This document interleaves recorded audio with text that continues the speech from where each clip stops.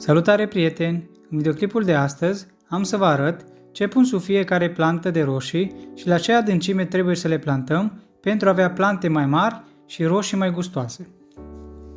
Începem prin a săpa o gaură de aproximativ 15-20 de centimetri. Scoatem pământul afară. După care adăugăm acest gunoi peletat. Practic este gunoi de grajd, de vaci, de cai sub formă de peleți. Punem 2 mâini la bază, la rădăcină, după care adăugăm puțin pământ. Acest îngrășământ este nemaipomenit pentru grădina noastră, deoarece este cel mai complet îngrășământ, având toți nutrienții necesari plantelor, azot, potasiu, fosfor și alți nutrienți.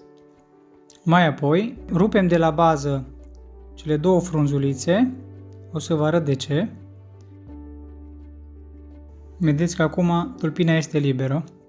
Așadar, o vom îngropa cu aproximativ 5 cm deasupra coletului. Față de celelalte plante, roșiile le putem îngropa mai adânc, deoarece la acel nivel roșia va forma alte rădăcini, iar mai multe rădăcini înseamnă mai multă apă și mai multă nutriție din pământ, care va duce la roșii mai mari și mai gustoase, pentru că absorb mai multe elemente și mai multă nutriție din pământ. După ce am acoperit aproximativ 5 cm deasupra nivelului coletului, apăsăm puțin pământul împrejur. Vedeți?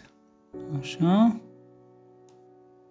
Chiar dacă la mine a plouat aici și pământul este deja umed, vom uda oricum planta de roșii să fim siguri că se prinde și totul este ok.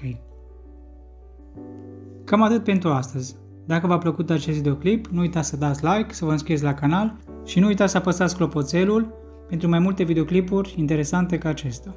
Vă mulțumesc!